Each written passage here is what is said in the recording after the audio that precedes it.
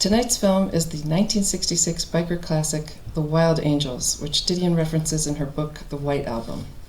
Didion wrote, "The Wild Angels was in many ways the classic exploitation bike movie.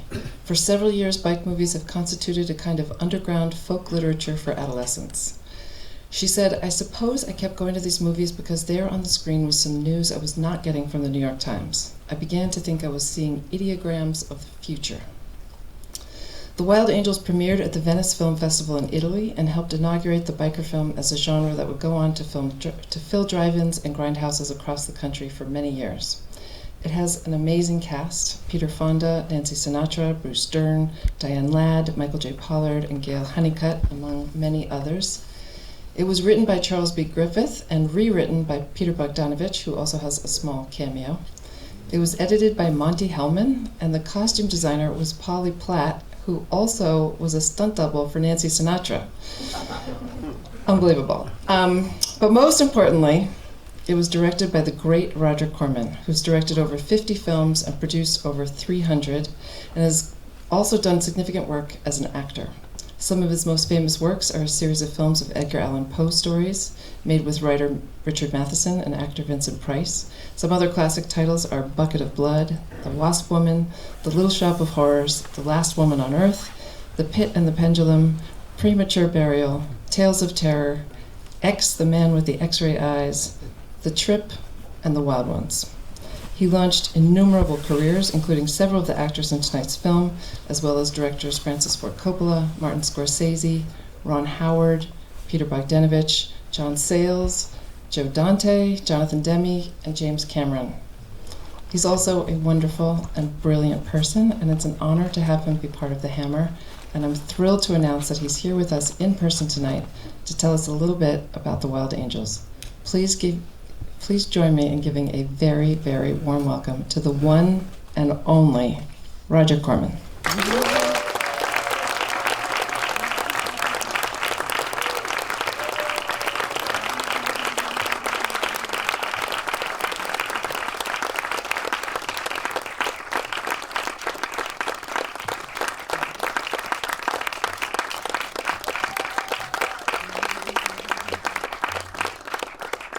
You might well ask why, in the midst of an exhibition of Joan Didion's work, I'm here introducing a film about the Hells Angels motorcycle gang. I think I was stated early one of the reasons. It was because The Wild Angels, when it came out, was really a wild success, and it ran on and on. And Joan Didion went to see it, and she wrote afterwards that Roger Corman knows something I don't know, and I must learn. So therefore, I'm here as sort of a side exhibit of the Joan Didion exhibition. The Wild Angels started in a rather strange way. I'd been making a series of Edgar Allan Poe pictures for American International, and they wanted me to make another one. But I said I've been making, I think, 5 or 6 of the Poe films, and I was beginning to repeat myself. I wanted to get out of the studio and get into the streets. This was the turbulent 60s, and I wanted to show what was going on. Jim Nicholson, who was the head of American International, asked me what I wanted to shoot, and I said I wanted to shoot something about the Hells Angels. At first, they all said no, but I started explaining that the Hells Angels were, to a certain extent, a phenomenon. They were getting a huge amount of attention in the press and from various influential people, and I've thought that there was a ready-made audience from them. The discussion went on a little while after they said no, and finally Jim Nicholson, the head of AIP, who did have a great sort of eye for what the audience might want, said, all right, we'll back you on this picture. But this is a gamble, and I don't want to spend a lot of money on the gamble. He said, we'll give you $250,000, and a schedule should be no more than 3 weeks. I said yes, and we were off to the races. What happened then was I started talking to people about my working with the Hells Angels, and they all, including my girlfriend then, currently my wife, Julie, said, stay away from them. They're too dangerous. Have nothing to do with them. This, of course, made me more convinced that there was a market there if so many people were aware of how vicious they were. I did a little research and found out that the Angels hung out at a bar in Fontana called the Blue Blaze. So I drove out to the Blue Blaze bar. I sat down, got a drink at the bar, and asked the bartender if there were any angels there that night. He said, actually, they were, and he pointed to where they were. So I went over to them and started talking and saying, I would like to have them be in a picture I was planning to make, and I was willing to give them a certain amount of money. Well, the idea of being in a picture and making some money appealed to them as it would to many people, and we reached a deal for them to be in the picture. I then, in pre-production, I thought, how do I direct the Hells Angels? I can't order them around because they'll rebel. I can't be too weak because they'll run all over me.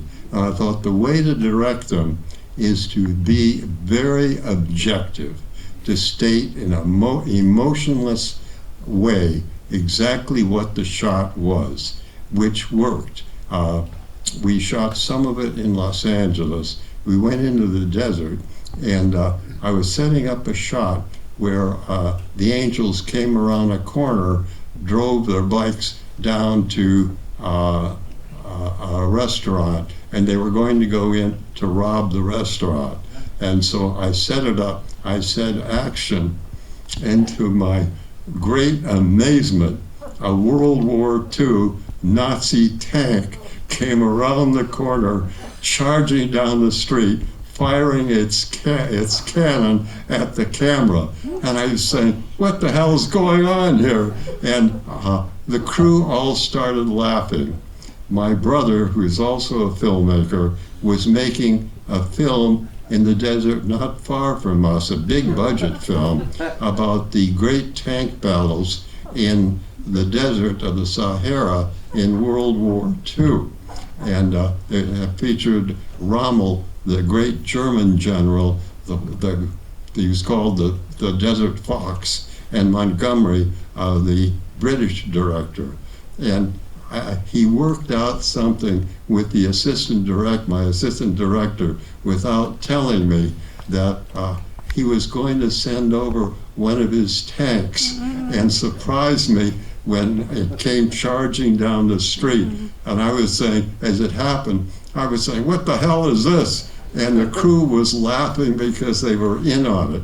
When it was finished, I thought, I should have photographed that. And I thought, but what would I do with the footage? Anyway, the thing finished up, and I sent a note back to my brother, which I pasted to the side of the tank. The next time you shoot a tank film, don't be surprised if the Hells Angels come charging, and they'll be charging after you. Best wishes, Roger. So we then proceeded, and the shooting was fairly uneventful, primarily because I spoke, as I say, in such an even tone that it wouldn't offend anybody, and it was clear what was to be done. That was clearly the way to work with the Angels. The picture proceeded after that uneventfully, and there were a few problems, but there are problems on every picture. One of them actually was instigated by me because the bikes were all stalling out in the midst of shots because of the sand in the desert. And I finally yelled at the Angels, How do you plan to go and get into a fight or rob somebody when you know your damn bike are going to stall on you? So this, we finally settled out and we made the picture uneventfully. But what happened afterwards was nobody anticipated this. I felt there was an audience out there. Instead, it was a phenomenal success. Jim Nicholson, the head of AIP, told me, who'd been around a long time, told me it was the biggest grossing low-budget picture in history, which is, of course, great news because I had a piece of the profits. But it ended up, the Hells Angels became aware of how much money the picture was making, and they felt they deserved part of it. So they did two things. First, they said they were going to kill me, and second, they sued me for $1 million for defamation of character, saying I played them as an outlaw motorcycle gang, where in reality they were a social group dedicated to spreading technical information about motorcycles. The whole thing escalated until it finally ended up with Big Otto Friedley, the head of the Angels, making me a phone call. He opened up with the, he called me, I said hello, and he opened up with the encouraging words, "Hey man, we're going to snuff you out." I said, "Otto, think about this. You've announced that you're going to kill me publicly. If I slip and fall in the bathtub, the police are going to come after you. Also, if you kill me, how do you expect to collect $1 million from me? My advice to you is forget the momentary pleasure of snuffing me out and go for the $1 million. He thought a little bit and he said, "All right, that's what we'll do. We'll go for the $1 million. As you can see, they didn't kill me, and unfortunately for them, in their lawsuit, they failed to pay the lawyer, and the whole thing was dropped. There we are. Thank you.